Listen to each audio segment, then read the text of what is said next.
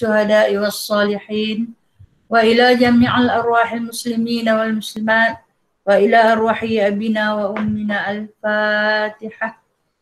أعوذ بالله من الشيطان الرجيم. بسم الله الرحمن الرحيم.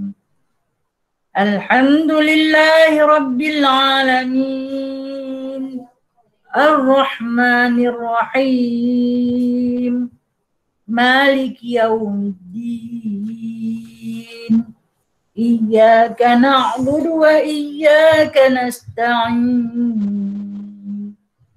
اهدنا الصراط المستقيم صراط الذين أنعمت عليهم غير المغضوب عليهم ولا الضالين.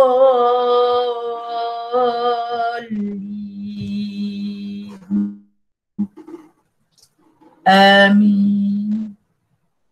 اللهم صل صلاة كاملة وسلم سلاما تاما على سيدنا محمد الذي تنحل به العقد وتنفرج به الكرب وتقضى به الحوائج وتنال به الرغائب وحسن الخواتيم ويستسقى الغمام بوجه الكريم وعلى آله وصحبه في كل لمحة ونفس بعدد كل معلوم لك برحمتك يا أرحم الراحمين. بسم الله الرحمن الرحيم. رب اشرح لي صدري ويسر لي أمري واحلل عقدة من لساني يفقه قولي. اللهم صل على سيدنا محمد وعلى آل سيدنا محمد. ربي يسر ولا تعسر ربي تمم بخير يا كريم. سبحانك لا علم لنا إلا ما علمتنا إنك أنت العليم الحكيم إنك أنت السميع العليم إنك أنت التواب الرحيم. أما بعد فيا عباد الله Alhamdulillah thumma alhamdulillah.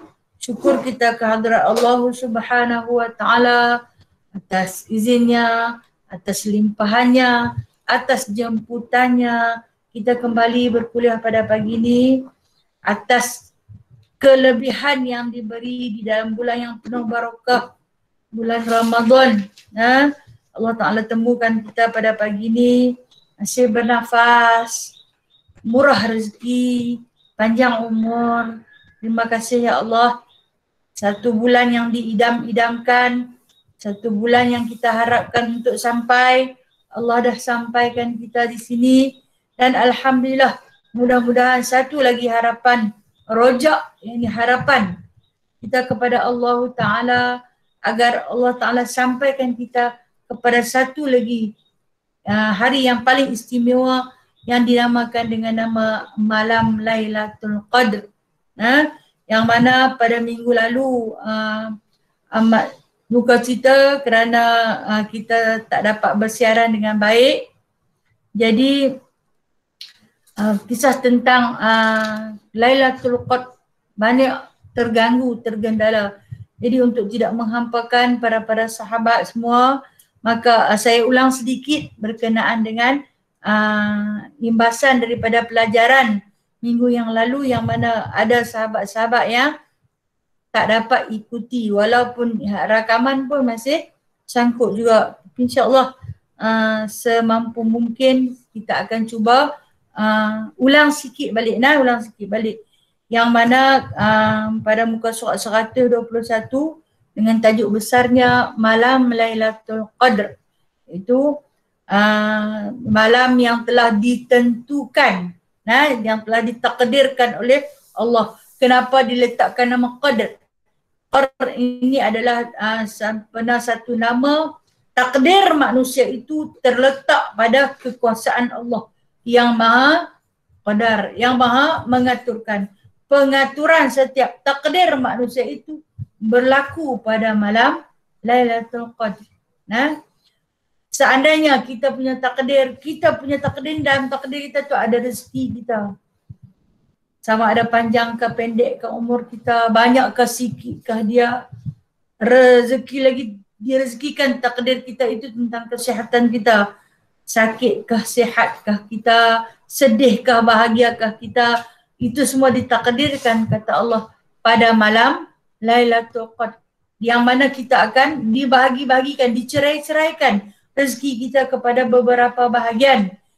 Dan pada malam tu kita disunatkan sangat-sangat untuk berdoa kepada Allah agar yang Allah Ta'ala qadarkan, yang Allah Ta'ala takdirkan dalam kehidupan yang bakal kita lalui setahun untuk bertemu dengan Lailatul Qadar pada tahun hadapan, biarlah takdir yang baik-baik. Andai ditakdirkan kami mati, maka matikanlah kami di dalam kalimah syahadah. Itu antara harapan kita yang mana kita disuruhkan sangat berdoa. Andai dapat berdoa pada malam Lailatul Qadar. Dan kalaulah kata kita ni di antara yang dipilih oleh Allah Subhanahu Wa Taala untuk bertemu dengan Lailatul Qadar, sama ada dalam keadaan sedar ataupun tidak sedar, yang kita duduk pada malam Lailatul Qadar, itu tak mengapa. Janji kita di kalangan hamba yang beribadah sekurang-kurangnya pada malam itu memadai dengan sekali kita istighfar.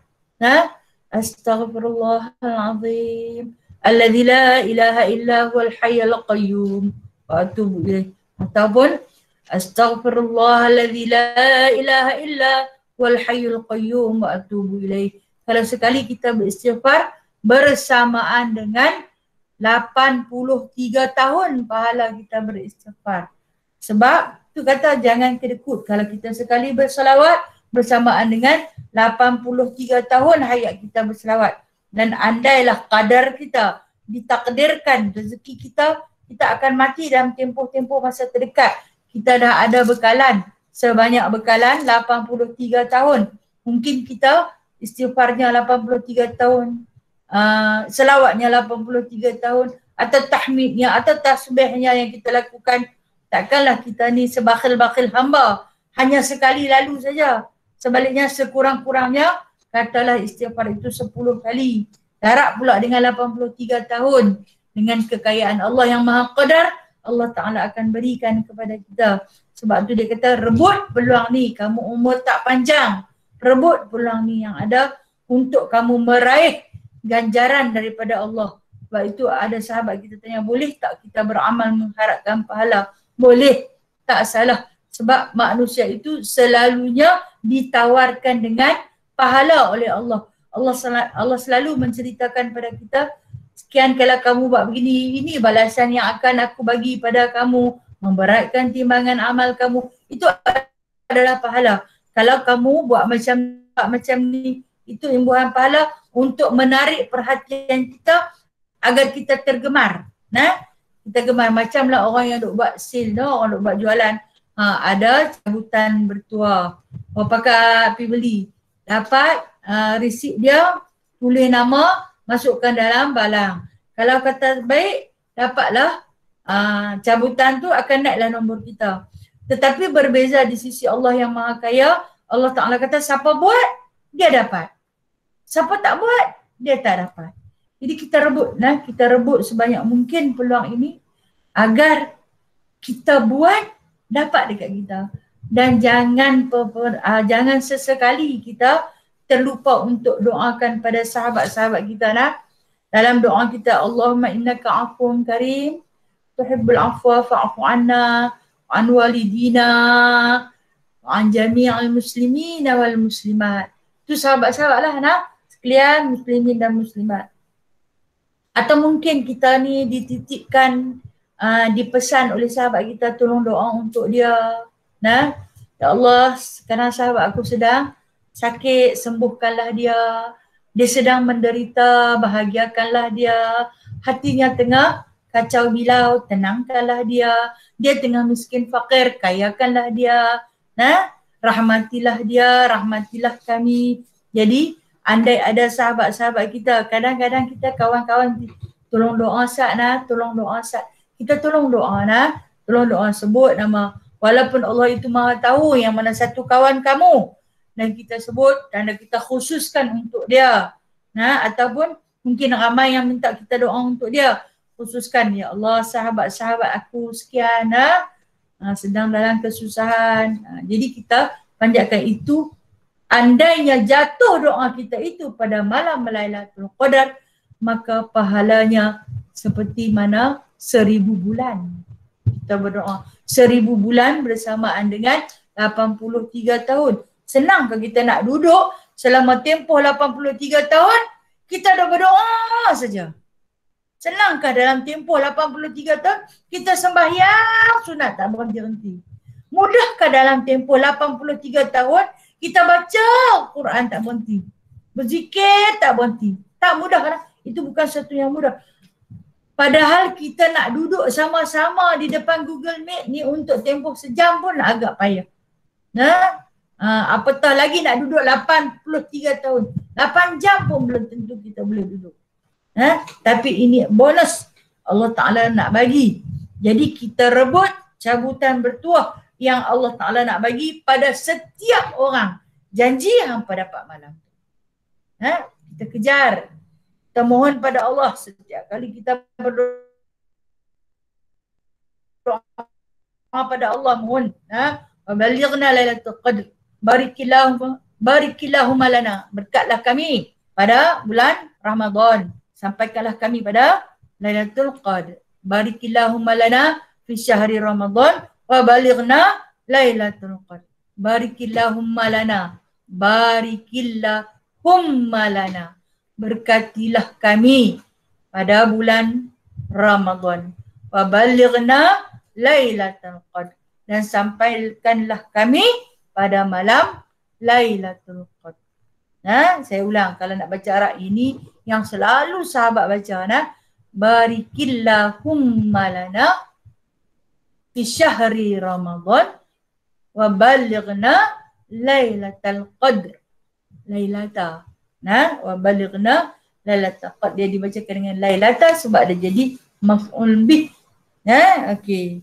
InsyaAllah ta'ala kita ni semua berdoa, hanya mampu berdoa untuk merebutnya.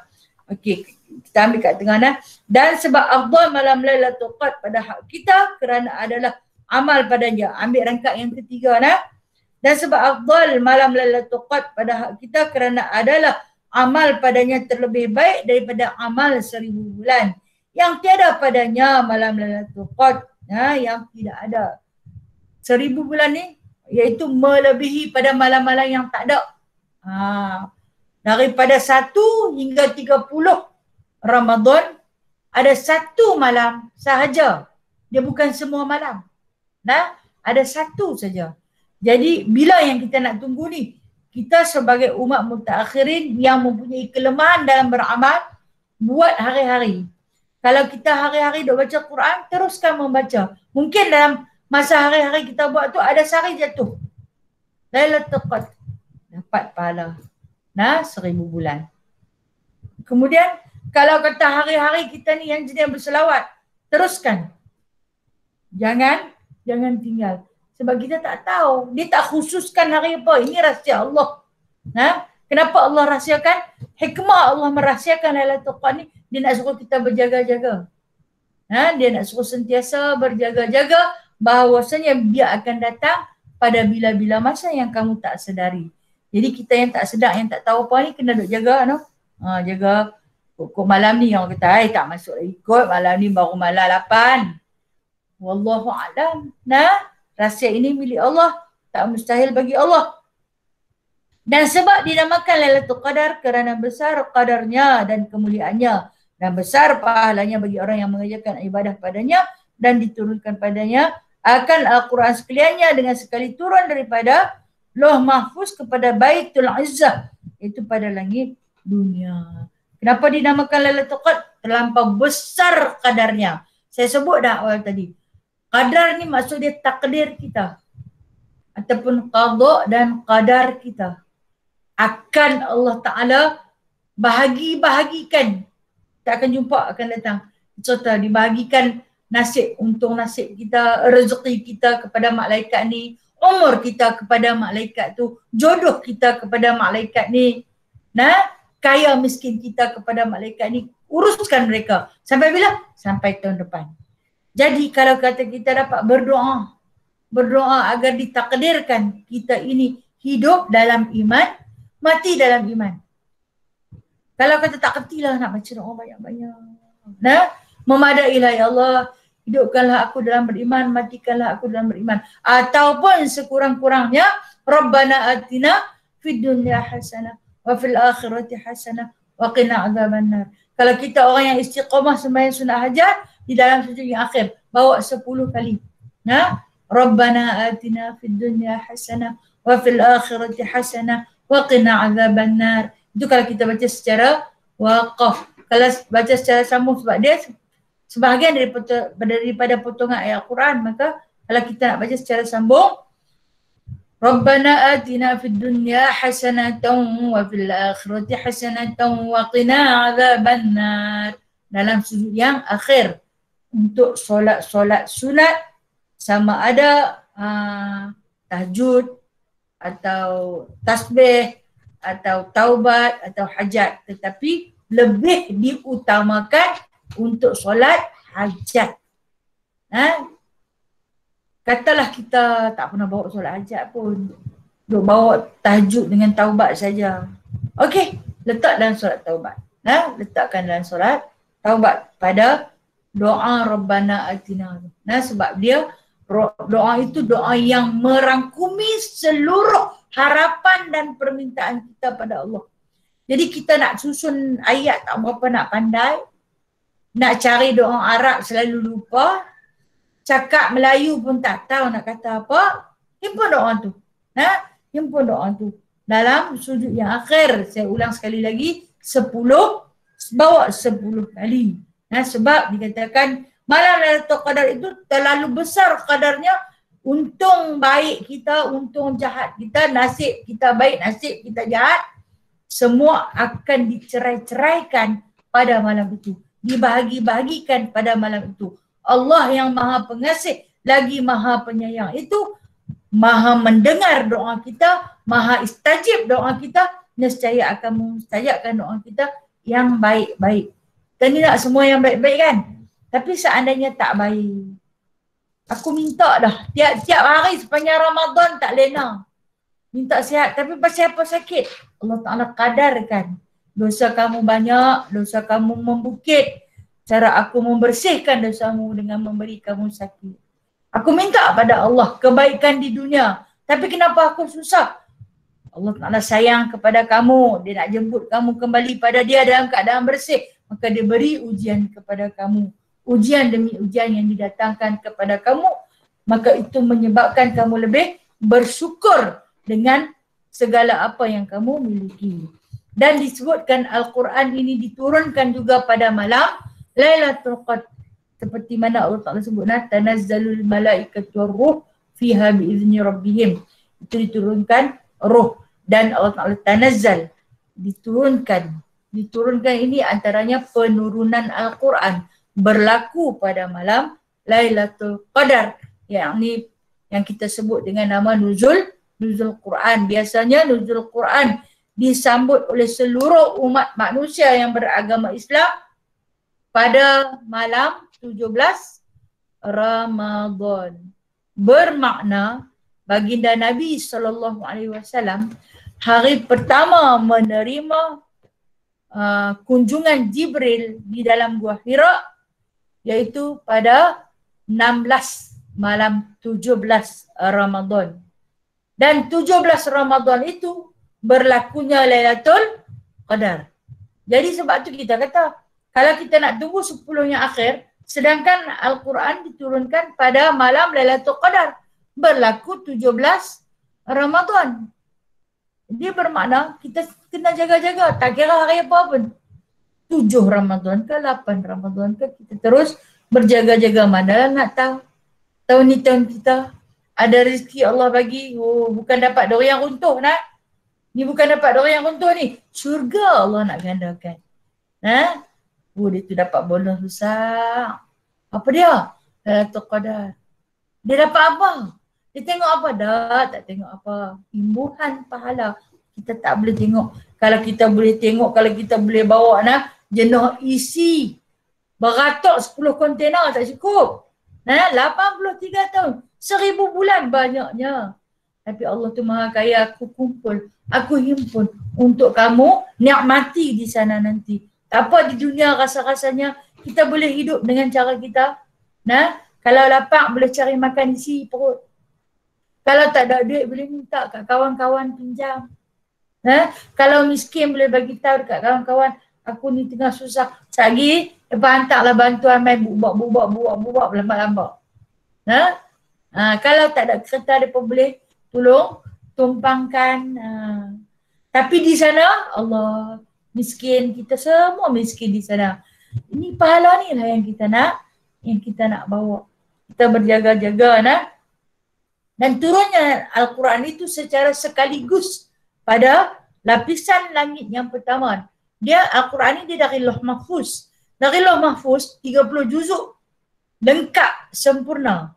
Kemudian Jibril bawa turun mai ke Baitul Izzah, iaitu lapisan langit yang pertama. Itu dinamakan Baitul Izzah. Bila sampai di situ, terhenti Al-Quran di situ, lalu berlakulah penurunannya selama 20 tahun. Ada ulama kata 23 tahun berlaku penurunan Al-Quran.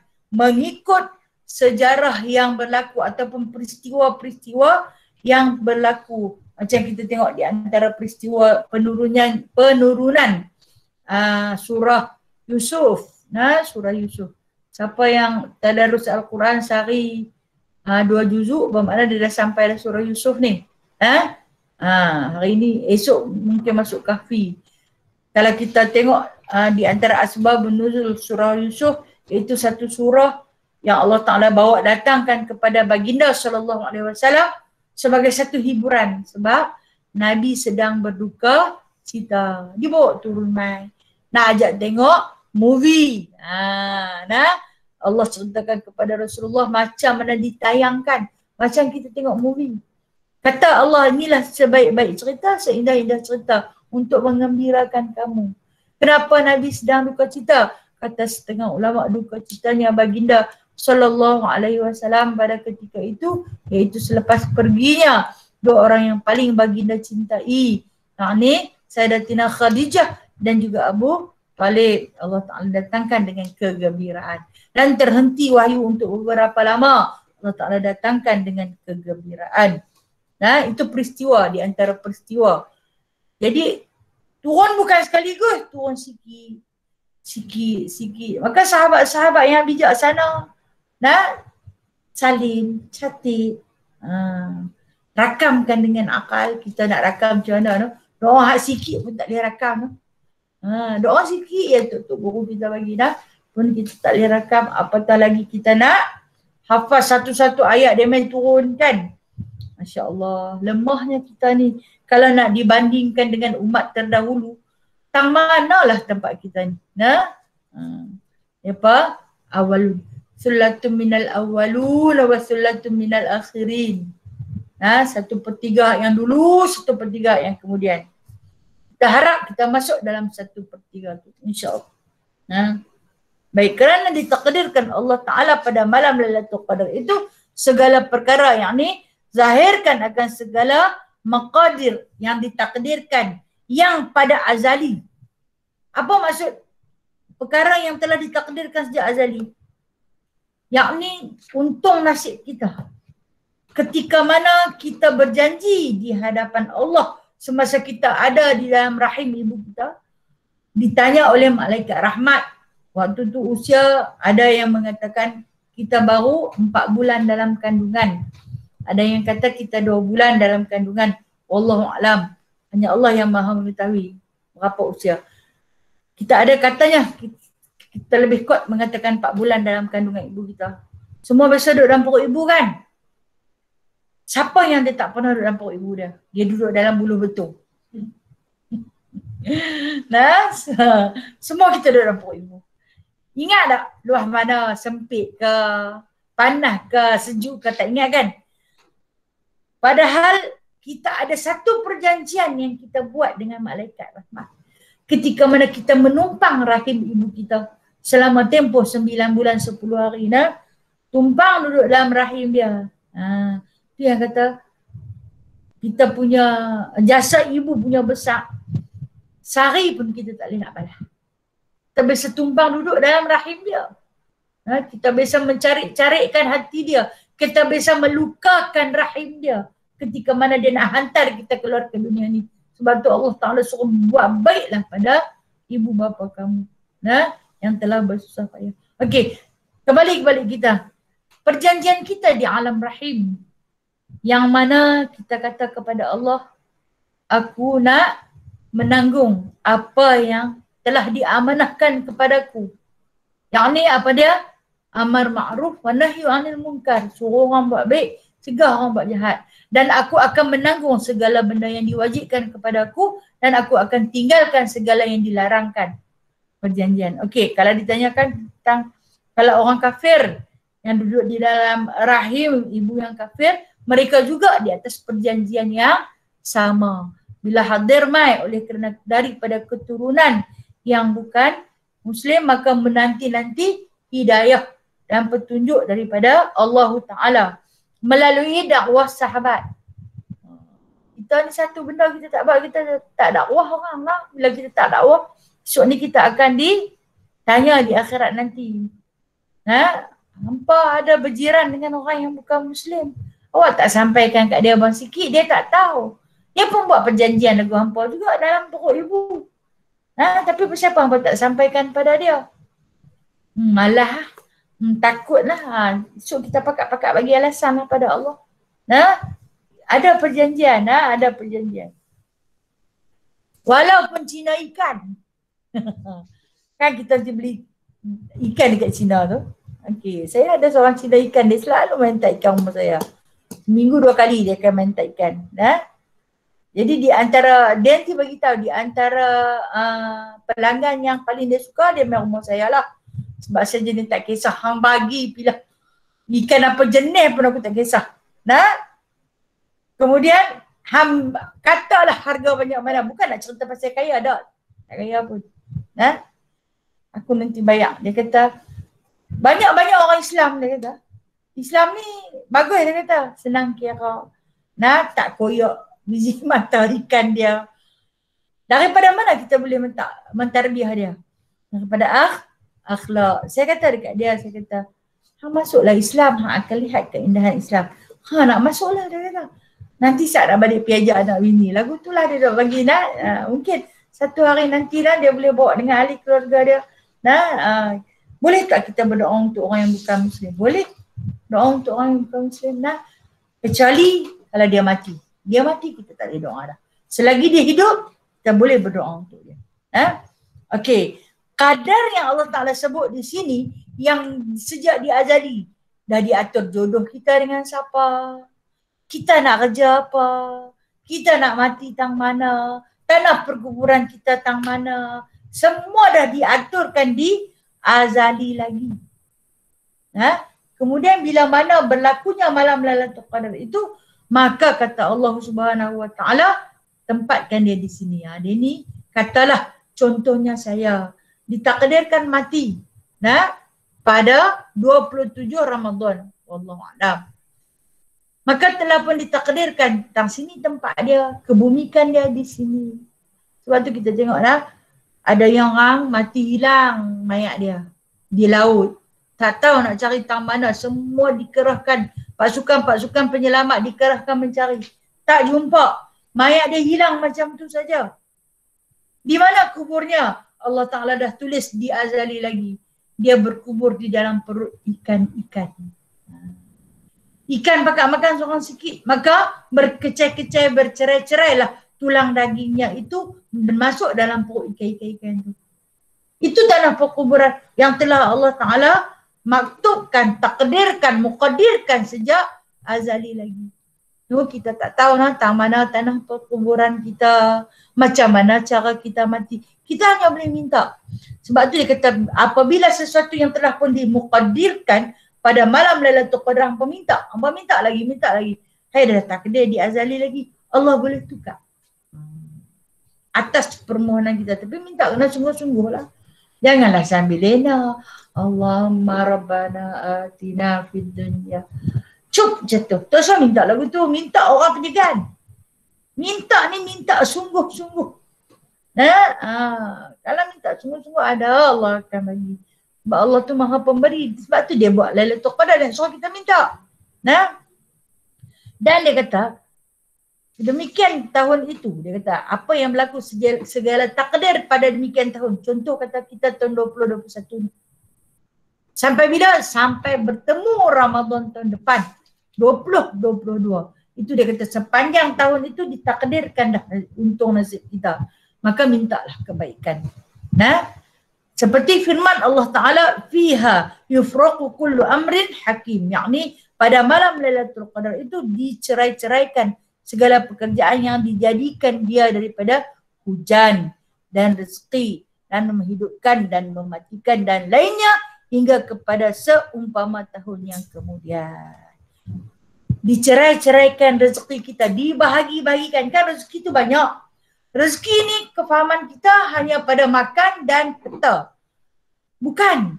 Rezeki ni masa yang luas. Satu rezeki. Boleh baca Al-Quran. Satu rezeki. Boleh menuntut ilmu. Satu rezeki. Boleh tidur lena. Satu rezeki. Boleh makan. Satu rezeki. Boleh membuang. Satu rezeki. Semua tu rezeki. Itu yang dikatakan Allah Ta'ala tu Maha Kaya. Dalam rezeki yang melimpah ruah yang banyak itu dicerai-ceraikan. Dibahagi-bahagikan. Untuk kadar sampai bila? Sampai bertemu tahun depan pula. Kalau kata ada peluang, berdoa. Jadi macam mana kita nak rebut peluang ni? Berjaga sepanjang malam di dalam bulan Ramadan. Maksud berjaga sepanjang malam dalam bulan Ramadan bukan kata jangan lena. Jenuh kalau tak lena tu. Kita kalau mangkit pukul 3-4 pun mai pagi nak subuh tu menyengguk juga tambah lepas makan sahur. Allahu Akbar. Saya lah orang lain mungkin tidak kata dalam qasidah kita kalau setan diikat nafsumu lah yang jahat. Allah jangan mengantuk sampai melilau-lilau. Tambah buka Al-Quran huruf tu dia terpadam. Padam tambah padam tamzik mata di naskah Al-Quran dia ada. Masya-Allah. Sebab tu kena tadarus bila ada kawan tu tengah-tengah nak terlayang, kawan dia cik lah sikit. Hang lena ke? Lena. Jadi kalau kata seorang-seorang tutup Quran. Kalau seorang lah tutup Quran atas lengan pun boleh lena. Pasal seorang. Bila kita berkawan, kenapa kita nak kena berkawan? Sebab Rasulullah tu paling bijaksana. Tapi setiap Ramadan dia akan bertadarus dengan Jibril alaihissalam. Dia kata Rasulullah ni tak lena kan, Masya Allah, baginda kuat dalam amalan. Kita lemah sungguh-sungguh. Tambah kalau bertambah sikit umur, ada sikit penyakit, ya Allah, terasa kelemahan pada diri. Berdiri lamanya tak boleh, duduk lamanya sakit, duduk lama bengkak kaki, diri lama sakit lutut. Macam-macam penyamai. Minta pada Allah. Nabi pesan kat kita, hampa umur tak panjang, minta Allahumma inni as'alukal afiyah. Ulang 3 kali. Ya Allah, aku minta padamu bagi aku sihat. Bagi aku sihat. Kita ni nak sihat buat apa? Nak buat amalan. Sihat untuk nak buat amalan. Bukan sihat nak pergi marathon. Tamah nak pergi ke padang-padang lumba, semua tak mahu. Sehat untuk nak buat amalan. Bagi kekuatan untuk aku berpuasa. Kalau boleh nak puasa sampai habis. Kita buat persiapan agar kita dapat menunaikan Ramadan ni sampai habis. Kita dapat qiyam pada malamnya. Sekurang-kurangnya tarawih. Itu dah dipanggil qiyam. Berjaga malam. Ataupun separuh malam. Kita dapat tarawih. Tak kira lah 8 rakaat ke 23 rakaat ke. Jangan pelekeh. Hampa buat 8. Kami buat 23. Jangan ada takabur dalam diri. Dibimbangi dengan rasa takabur itu boleh menyebabkan 23 Tuhan. Orang hak 8 dapat banyak. Tak kira. Sebab Nabi tak pernah habaq. Tarawih ni berapa rakaat. Nabi tak pernah habaq. Jadi janji kita buat. Berapa pun janji kita buat. Paling sikit buat 2 rakaat. Penyegan sangat kot. Buat bagi lebih sikit lah. Buat bagi lebih sikit. Kalau kata 2 rakaat tu, nak baca surah apa? Baca qul huwallahu ahad. Boleh ke nak baca qul ya qul hu? Baca qul ya qul hu. Seluruh rakaat baca yang tu. Kalau nak baca qul huwallahu saja pun baca. Allah, pemurahnya Allah. Pemurahnya Allah untuk menambahkan berat timbangan, neraca timbangan kita. Kita baca surah Al-Ikhlas sehari 20 kali. Katalah cerita orang yang tak berapa nak bijak lagu kita ni. Lagu saya lah. Orang mungkin jauh lebih bijak. Baca, kata kita buat 8 rakaat. Dah 8 kali qul huwallah. Tambah sikit lagi. Dengan sembahyang fardunya dapat 20 lebih. Allah. Senang tu. Pahala Allah kan Maha Pemurah. Allah akan bagi kepada kita andai kita buat ni. Kita kan takdir kita tak tahu baca. Kalaulah kita ni boleh baca takdir kita macam dia main satu surat. Macam dia main penyata bank tu. Sekian hari bulan hang macam ni, hang macam ni, hang kena macam ni. Oh, senang. Ya Allah, aku sekian-sekian hari bulan ni aku nak mati, aku tak mau mati lagi. Ya Allah, aku sekian-sekian hari bulan ni aku nak jatuh papa ke dana, aku tak mau lagi. Tapi tak main aku tu. Dan takdir kita tahu berlaku. Dicerai-ceraikan, dibahagi-bahagikan. Maka dalam pembahagian tu kita nak pembahagian yang baik, yang baik-baik. Sebab itulah saya kata kita baca Rabbana Atina tu. Doa yang terbaik, sebaik-baik doa. Ya, dan maka diberikan naskah rezeki dan hujan dan tumbuh-tumbuhan kepada Mikail. Naskah rezeki, suratan rezeki. Diberi dan juga hujan. Hujan satu rezeki tu. Allah hujan pula. Yang baju tak kering dah 3-4 hari. Biar pilah dia tak kering, ada 3 almari lagi boleh pakai. Hala ada bimbang ke apa 2-3 lai tak kering tu. Tapi mulut tu jahat nak kata juga. Bawa terkejut, hujan pula. Pakailah aku tak payah pergi mana. Punya pergi sampai ke langit aja. Kerana hujan sekali yang tak boleh pergi mana. Apalah kita ni nak. Rezeki yang Allah Ta'ala nak bagi. Itu diberi naskah rezeki. Naskah hujan. Nikmat tumbuh-tumbuhan Allah bagi kepada malaikat. Malaikat Mikail. Betul ke malaikat Mikail? Kerja dia buat apa Mikail ni? Ya, pandai Kak Rosmah. Tugas malaikat Mikail ialah membawa rezeki. Dia di antara yang disebut dengan nama malaikat rahmat. Yang membawa rahmat tu sebab tu orang sebut hujan tu satu rahmat. Kemudian tumbuh-tumbuhan disebutkan di sini. Tumbuh-tumbuhan. Sungguh kalau tak ada tumbuh-tumbuhan kita baju tak dipakai no. Pasal apa? Kalau rumput tak tumbuh, binatang tak boleh makan. Binatang termakan, katalah baju kita diperbuat daripada benang bulu kambing. Nak ambil bulu kambing tu kena pergi ambil di kambing. Kalau lah kata kambing tak makan rumput, dia nak makan burger. Dia tak boleh makan burger. Habis tu dia kena makan rumput. Kalau hujan tak turun, rumput boleh nak tumbuh. Kalau hujan tak turun, rumput tak boleh tumbuh. Kambing tak boleh makan. Bila kambing tak makan, kambing tak boleh hidup. Bila kambing tak hidup, kita tak boleh pakai baju. Itu punca dia. Itu punca rezeki. Main daripada hujan turun. Tidak, kami bukan benang bulu kami baju dari kain kapas. Cotton. Habis kapas bukan main dari pokok. Bukan marah pada tumbuh-tumbuhan. Boleh tumbuh tak pokok kapas kalau hujan tak turun? Tak boleh. Itu rezeki. Rezeki yang paling besar apabila hujan yang dibawa turun oleh malaikat rahmat. Kadang dihantar pergi kat sana. Macam kemarin. Atas jambatan tu lebat kami kena hujan. Turun-turun memang bertemu tak ada hujan.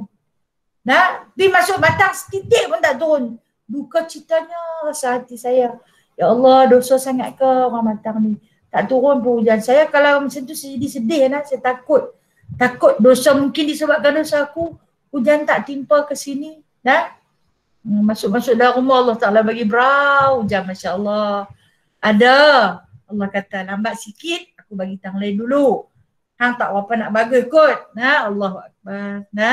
Selalu-selalulah kalau kita tengok Allahumma sayyiban nafi'an. Bagilah hujan yang membawa manfaat kepada kami. Itu yang kata bermula daripada hujan. Lepas tu maka akan dihadirkan lagi dengan tumbuh-tumbuhan. Kita senang lah. Daripada tumbuh-tumbuhan kita senang. Kalau kata tak ada tumbuh-tumbuhan, getah ada tak? Getah pun tak ada. Nasi pun tak ada. Kita tak apa, pokok tak ada pun tak apa. Hujan tak turun pun tak apa, janji kita boleh makan. Tak boleh makan. Tak boleh makan. Itu rezeki yang paling besar. Itu yang dikata, aku bagi kepada Mikail, kata Allah. Daripada hujan dan rezeki itu menghidupkan dan mematikan dan lainnya hingga kepada seumpama tahun yang kemudian. Daripada hujan itu boleh menghidupkan dan boleh mematikan. Daripada rezeki hujan tu. Makhluk boleh hidup dan makhluk boleh mati. Ada makhluk yang tak boleh kena banyak hujan, mati. Terlampau kena banyak hujan, akan mati. Tak kena pun tak boleh. Kena sangat pun tak boleh. Ini kekuasaan Allah Subhanahu Wa Taala. Hingga seumpama tahun yang kemudian. Sampai bila? Sampai tahun depan. Sampai tahun depan. Maka dia berikan naskah rezeki dan hujan. Ulang balik pula dah. Dan dia berikan naskah suratan segala amal kepada Israfil. Saya langkau maaf. Dan dia berikan naskah perang dan bergerak bumi dan telan bumi dan sa'iqah. Sa'iqah ini petir. Petir. Betul kan? Betul kan petir kan? Okey. Sa'iqah. Petir. Dan diberikan petir kepada Jibril. Okey, kita tengok. Kenapa disebutkan di sini naskah perang bergerak bumi? Keamanan yang berlaku di atas muka bumi ini, perang saudara, perang antara negara tu negara ni yang kita duduk tengok berlakunya peperangan di negara-negara Teluk, yang hari ini tak habis-habis lagi, dah berapa puluh tahun dah berperang. Naskah itu daripada tangan Jibril. Lepas tu dia kata pergerakan bumi, berlakunya gerak gempa. Gempa bumi yang tak berhenti-henti berlaku, itu daripada tangan Jibril. Dan sa'iq, yang dimasukkan dengan sa'iq ini adalah petir, ribut petir. Kadang dengar bunyi berdetun-detang di langit. Dalam surah Al-Baqarah kita dah baca itu, diceritakan petir daripada langit itu adalah suara jerkahan Jibril kepada syaitan yang mencuri dengar, mencuri baca takdir kita. Dia curi pergi dengar pada lapisan langit pertama. Dia tak boleh tembus naik. Dia pergi duk curi dengar. Dia ni nak jadi lagu mana? Kau ni nak jadi lagu mana? Sebab dia nak bocor rahsia. Sebab tu bila kita pergi cari dukun, kita pergi berubat, dukun tu kata macam ni. Oh betul dia cakap. Dia tahu. Macam mana dia boleh tahu? Kita tanya dia boleh habaq. Okey. Ini pernah berlaku pada zaman Rasulullah SAW. Satu ketika dulu, Aisyah pernah jumpa dukun. Cerita ni. Aisyah. Bila dia jumpa dukun, dia balik mencerita kat Rasulullah. Ya Rasulullah, kami jumpa sekian tukang telik. Dia kata macam ni. Betul ya Rasulullah. Apa yang dia cakap tu benar, berlaku kat kami begini. Apa jawab Rasulullah? Kata Rasulullah, sesungguhnya jin dia tu pi curi dengar. Jin dia tu pi curi dengar di pada lapisan Baitul Izzah tu. Lepas tu dia balik dalam hebat kat tuan dia. Tetapi kata Nabi SAW, ini cerita dalam Al-Quran lah. Yang dia dengar tu, katalah 10 betul, 100 lagi dia pembohong. Tu Nabi kata. Hang jangan dengar dia 100%. 10 kalau dia betul, 100 lagi dia pembohong. Itu maksud Rasulullah. Jadi bila kita pergi berubat ni, dia main hebat dekat kita, yang betul tu 10, yang cakap tu jin. Sebab tu Rasulullah tak bagi. Dia kata syirik. Nah, syirik kalau orang yang ada khadam ni. Setan. Kok mana pun dia akan buat pembohong juga benda tu. Okey. Dan kemudian itu naskah. Naskah so'iq. So'iq ni petir. Petir ni apa? Untuk nak jerikah jin-jin yang duduk atas tu. Orang tua-tua dulu kata jangan pegang besi. Kalau pegang besi sekejap lagi, short. Pasal apa short kan? Cahaya kilatan petir tu, bila dia main ke besi ni kan dia ada cahaya pantulan. Dan daripada pantulan besi tu akan terkena kepada kita. Tu yang kita dengar. Ada orang yang duduk di tengah-tengah bendang, mati kena petir. Jangan kita buat andaian. Dia tu buat dosa apa tu mati kena petir. Takdir dah. Allah takdir dah kepada dia. Kita tahu malaikat ni bila dia nak panah syaitan, dia akan gunakan petir. Dia nak jerkah syaitan, dia gunakan petir. Panahan malaikat tu, kalau mengenai syaitan memang hancur. Kalau mengenai manusia, terbakar. Terbakar. Tapi kalau kena syaitan, akan hancur lebur dia. Gelai habis pada keseluruhannya. Dan lagi dia kata diberikan naskah suratan segala amal. Segala amalan kita. Yang kata dirakam, ditulis oleh Raqib dan Atid itu kepada siapa? Kepada Israfil. Pula dah. Pasal apa beri kat Israfil? Israfil kerja buat apa? Israfil meniup sangkakala. Israfil. Pasal apa pula dia pergi jaga amal? Okey, baik. Kita tahu malaikat Israfil adalah malaikat yang meniup sangkakala. Tiupan sangkakala itu menghidupkan dan mematikan makhluk. Dan amalan itu diserahkan kepada dia. Tengok Israfil. Sekian hamba aku ni macam ni panggil. Dia tanya kepada Allah. Ya Allah nak tiup ke? Kata jangan lagi, kata Allah. Bagi dia hidup dulu. Bagi dia peluang untuk bertaubat. Dia tengok, jaga amalan kita ada dekat Israfil ni. Bila-bila masa dia tiup, hancur kita. Dia tanya kepada Allah, nak musnahkankah muka bumi ini ya Allah? Allah kata jangan lagi. Beri peluang kepada mereka untuk bertaubat. Sebab tu surat amal dapat kat dia. Dia tu dekat dia, dia tengok dia pun ni punya laporan makin teruk rupanya. Ramadan tu lepas rajin sikit, main Ramadan tu ni lagi balong. Ya Allah, kita nak hancurkan mereka kah ya Allah? Allah kata jangan lagi. Tunggu saat dulu. Bagi peluang saat. Untung. Untung kalau kita dapat insyaAllah.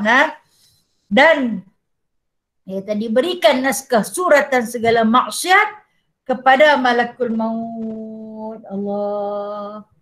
Yang jahat. Yang jahat amalan maksiat kita ni. Kalau kita ni boleh tengok amalan maksiat tu, kita akan ambil buku tu, kita akan sorok. Kita cucuh buat. Kan? Tapi sebab kita tak nampak tu. Dapat kat malaikat maut. Dia kata cabut dah. Cabut dah.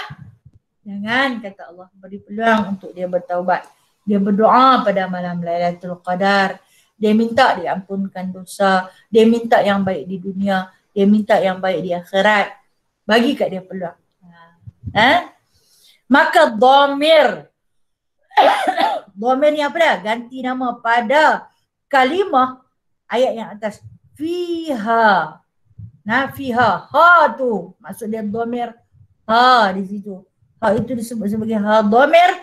Itu kembali kepada malam Lailatul Qadar. Fiha pada malam Lailatul Qadar.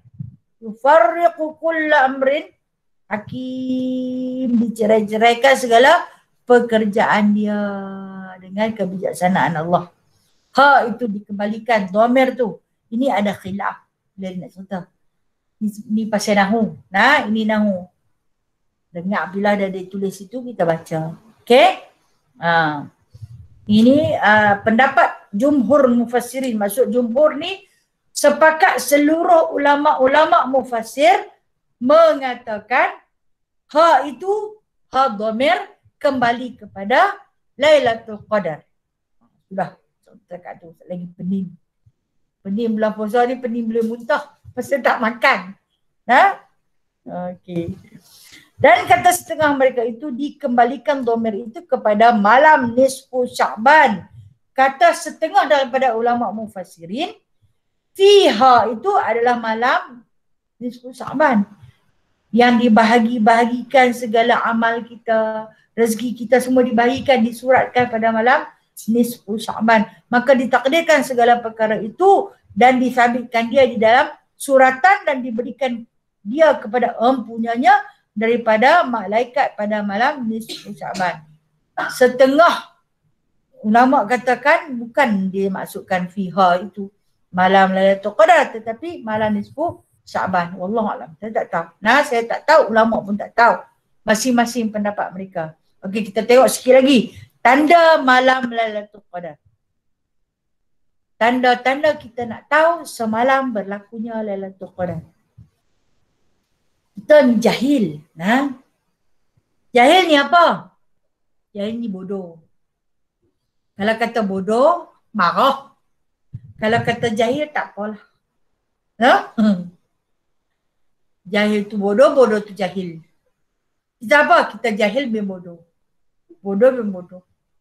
Kita kata kat orang kan, kita kata kat kita kan, jangan marah. Ha? Jahil lah, kita tak tahu lah. Kita tak tahu duk teka. Semalam Lailatul Qadar apa no? Oh, dia kot. Tengok. Kita tengok nah. Ulama ni dia sayang dekat kita. Nah, dia letak di antara tanda-tanda untuk kita kaji tengok. Nah. Dan setengah daripada alamat malam Lailatul Qadar bahawa adalah malam itu tiada panas dan tiada sejuk. Dan naik matahari pagi-paginya putih, tiada banyak cahayanya kerana banyak malaikat naik turun pada malam itu berpuak-puak. Tanda berlakunya Lailatul Qadar pada malam tu, dia tak panas, dia tak sejuk. Macam mana nak panas, buka aircon sejuk memanjang. Macam mana nak sejuk, kalau hang duduk dalam aircon hang tak tahu apa hang duduk sejuk selalu. Jadi kalau kata perkara ni kita nafikan, maksud dia kita tak tahu. Semalam tak panas, tak sejuk, sedap tidur lah. Bila apa hang sedap lena lah. Kata jaga, pukul 4 dah. Amboi rasa macam baru letak kepala dah pukul 4. Kata Allah malam tu kita takkan gelisah. Tidur dengan lena. Tidur nyenyak, tidur sedap. Dan pada siangnya dia kata, kita boleh tengok matahari naik pada pagi-paginya, cahaya dia warna putih. Kalau hari ni kita tengok dia naik merah tu. Pagi tu dia naik warna putih. Dan siangnya seolah-olah langit itu tak ada awan. Putih je kelihatan pada langit. Itu di antara tanda yang digariskan oleh para alim ulama. Nah, pasal apa matahari itu sampai jadi putih cahaya dia? Sebab hakisan daripada punya banyak malaikat naik turun pada malam tu. Terhakis cahaya merah seolah-olah dia dibasuh, dia dibersihkan. Kalau kita tengok pokok-pokok yang ada di sekeliling kita, kalau kata orang tu yang ada tanam-tanam pokok, bukan tengok pokok sujud. Tak jumpa pokok tu tak sujud kan. Kucai dia sujud malam-malam. Dia lembik kan, kucai kan tak ada tulang. Dia malam dia turun ke bawah. Tak kira Lailatul Qadar kan, Lailatul apa kan, dia memang malam dia sujud. Siang esok dia terpacak balik naik. Macam semalu, dia tutup. Siang esok dia buka. Itu sifat Allah Ta'ala bagi jadi. Pergi tengok pokok-pokok. Macam kena basuh je dia. Panjang bulan Ramadan ni hari-hari keluar pergi tengok pokok dah. Hang tengok apa? Pokok lah malam Lailatul Qadar. Tapi berbezalah dengan pokok yang memang duduk dalam rumah tu, pokok kemohong tu, dia macam tu ya lah. Kan pokok dalam rumah kita. Yang kita tipu-tipu. Bubuh atas meja sekadar perhiasan. Yang tu dia duduk berambut situlah, lagi yang tak pergi suci. Okey. Dan lagi dia kata, terlalu ramai malaikat yang turun berpuak-puak pada malam itu seperti firman Allah Ta'ala, tanazzalul malaikatu waruhu fiha. Sambungan dia, bi'izni rabbihim. Yang ni turunnya malaikat dan roh. Malaikat itu seluruh para malaikat yang kata malaikat ni punya ramai tak terhitung banyaknya malaikat itu diketuai oleh roh, iaitu Jibril alaihi salam.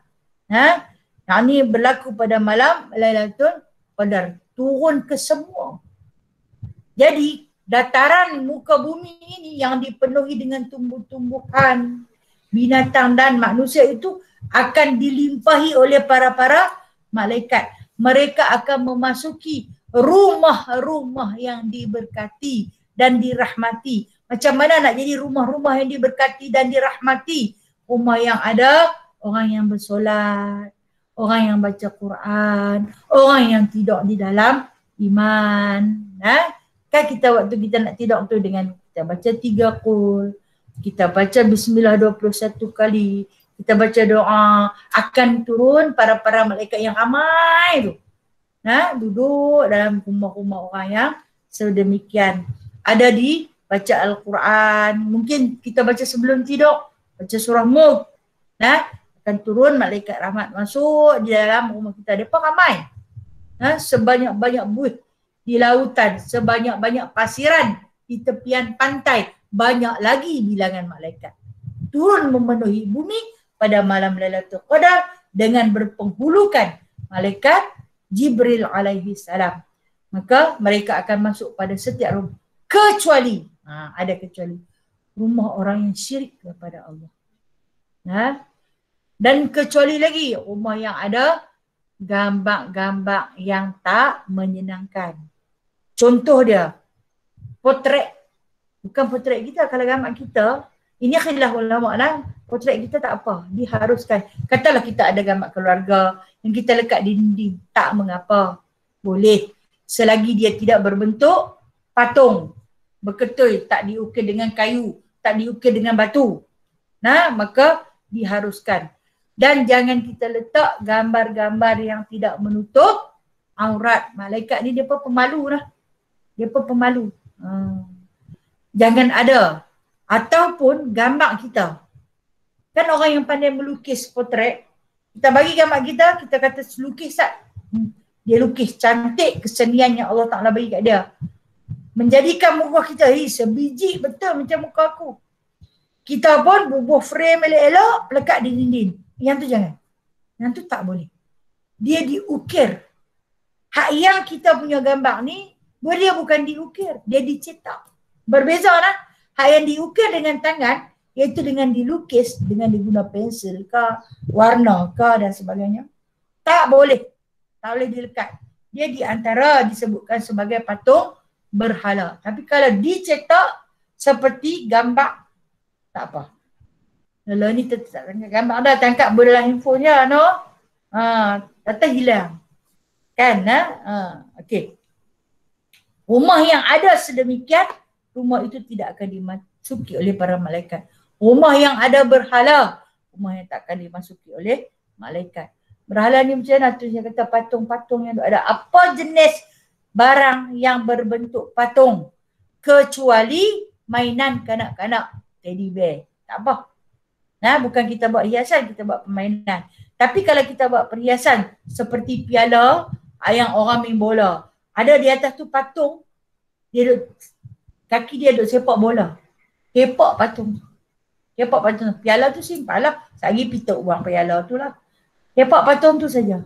Sebab dia dianggap sebagai berhala apabila dia dipamerkan, dihiasi. Pergi tengok, saat lagi depan kuliah pergi tengok dalam almari, mana anak-anak aku dulu sekolah. Dia menang sekian-sekian, dia dapat ni, nampak ada patung di atas. Kepak yang patung tu. Piala tu jangan duk pergi kepak buang pula. Susah payah dia lari. Setengah nyawa kita duk pergi baling buang. Mungkin dia nak tunjuk kat generasi akan datang. Tapi kalau kata yang ada patung di atas tu, buang. Lagi satu, kita pergi beli di tempat-tempat pelancongan, kereta lembu. Kan, selalunya kalau orang pergi melancong di Melaka, dia pun suka bawa balik cenderahati kereta lembu. Ada lembu di depan, di belakang tu macam raga. Dia bubuh bunga. Kita kata tak apa nak buat pasu bunga. Pasu bunga tu tak salah. Hayang lembu dah bawa kereta. Hak lembu tu salah. Kepak kepala lembu. Terus buang semua kepak tangan kepala je. Padahal bukan hang lembu tak ada kepala. Nah, sebab apa? Nak tunggu malaikat rahmat turun. Nah, esok bawa balik kata sobuh dah. Okay? Itu perhiasan-perhiasan dalam rumah kena tengok. Ada satu jenis bedak baby ni, dia bentuk macam badan budak. Itu tak apa. Sebab tak ada kepala. Tengok tudung dia berbentuk kepala, tak usah bertudung. Tapi sesuatu kegunaan maka diharuskan. Jangan sampai malaikat rahmat tak turun. Tak turun kepada rumah kita sehinggalah para malaikat. Kami alu-alukan kedatanganmu ya para malaikat untuk kita semua duduk di bawah sayap para malaikat Allah. InsyaAllah ta'ala dengan rahmat Allah yang maha besar yang berlaku pada bulan Ramadan, semoga kita di antara yang terpilih untuk menikmati keberkatan pada bulannya. Wallahu a'lamu bishawab.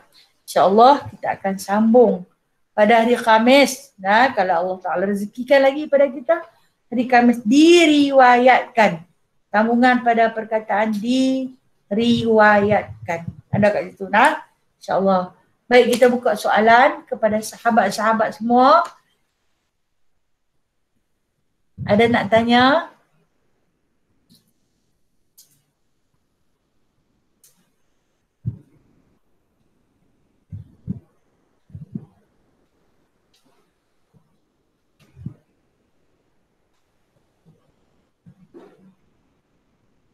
Tak ada, no?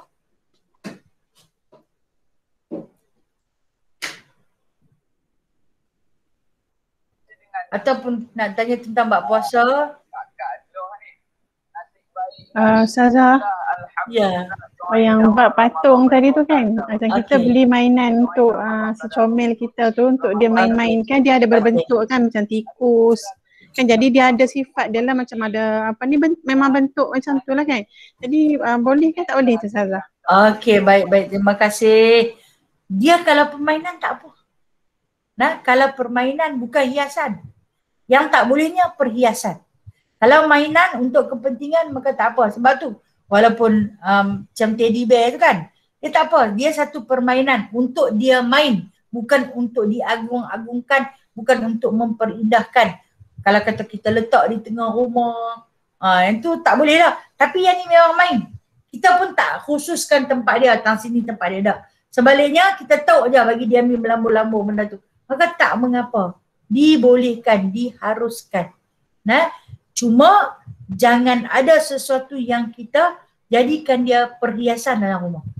Yang tu yang tak boleh. Sebab Rasulullah pernah tegur Sayyidatina Aisyah ketika mana sarung bantai baginda ada gambar burung. Rasulullah kata, buang gambar tu. Buang gambar tu. Jadi Aisyah ni nak buang, takkan nak buang kain tu terus. Maka katanya tutup pada bahagian kepala. Maka bila nampak badan tak apa. Macam kita kain batik, kadang-kadang kita pakai kain batik, dia corak burung merak. Hati tengok, oi burung apanya. Tengok cukup tak sifat dia. Kalau tak cukup sifat, tak apa. Makna dia macam burung, ekor saja. Kepala tak berbentuk secara sempurna. Maka tak mengapa. Tapi kalau bentuk sempurna, makruh kita pakai. Kalau kita simpan dalam rumah, dibimbangi malaikat rahmat tak turun. Tapi kalau kita simpan dalam lemari, tak apa. Malaikat tak nampak kau kan, tak nampak. Jangan dijadikan dia perhiasan. Jadi barang mainan, apa jenis mainan? Boleh bawa masuk. Bawa masuklah patung Ultraman ke, Superman ke, tak apa. Janji mainan. Ya. Tapi kalau kita bawa masuk, kita letak dalam almari susun tu, tak boleh. Tak boleh. Wallah. Terima kasih Ji. Terima kasih Ustazah. Assalamualaikum Ustazah. Waalaikumsalam. Ya Kak Ana. Kak Ana nak tanya, solat sunat taubat kita lebih afdal buat lepas Isya boleh tak? Ataupun selepas Baik, terima kasih Kak Nana. Soalan dia solat sunat taubat. Kita boleh tak buat lepas Isya? Tidak. Boleh tak buat lepas Isya? Boleh. Sunat taubat boleh dilakukan selepas Isya sebab mungkin kita bimbang tak dapat bangun pada esoknya. Jadi sebelum kita tidur tu kita buat sunat taubat. Kita buat sunat witir. Nah, jadi kita tidur. Boleh tak? Boleh. Boleh dilakukan. Sebab kita tak tahu esok nak hidup ke, nak mati ke. Mungkin itu tidur yang terakhir. Mungkin solat taubat itu adalah solat kita yang terakhir. Jadi mudah-mudahan Allah Ta'ala terima. Andai kita ditakdirkan mati dalam tidur itu, maka mati kita selepas melakukan solat sunat taubat. Alhamdulillah. Cantik, elok, boleh buat. Tetapi kalau nak tanya afdal, yang afdalnya kalau kata kita boleh buat tengah malam. Lagi tengah malam lagi bagus. Nah, itu saja. Okay, baik. Makasih Kak Ana. Sama-sama.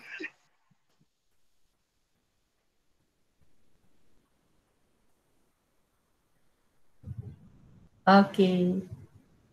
Ada soalan apa kalau ada soalan boleh WhatsApp saya atau mesej saya sempat saya jawab, insya-Allah saya jawab. Kalau tak sempat saya jawab, saya tangguh dulu. Mohon ampun dan maaf. Yang baik itu datangnya daripada Allah. Yang lemah, yang kurang, yang tak betul, yang tak kena, yang cacat celah itu adalah daripada diri saya sendiri. A'udzubillahi minasyaitonirrajim. Bismillahirrahmanirrahim.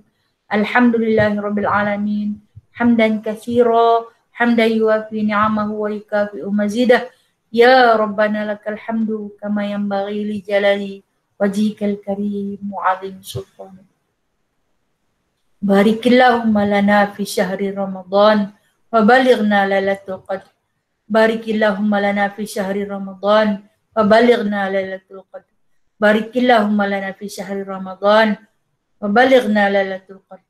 Allahumma inna nas'aluka ridhaka wal jannah wa na'udzubika min sakhatika wan nar. Allahumma innaka 'afuwun karimun tuhibbul 'afwa fa'fu 'anna wa 'an walidina wa 'an jami'il muslimin wal muslimat bi rahmatika ya arhamar rahimin. Allahumma rabbana atina fid dunya hasanah wa fil akhirati hasanah wa qina 'adzaban nar wa qina 'adzabal qubur wa qina 'adzabal mahsyar wa adkhilna jannata ma'al abrar ya aziz ya ghaffar ya rabbal alamin.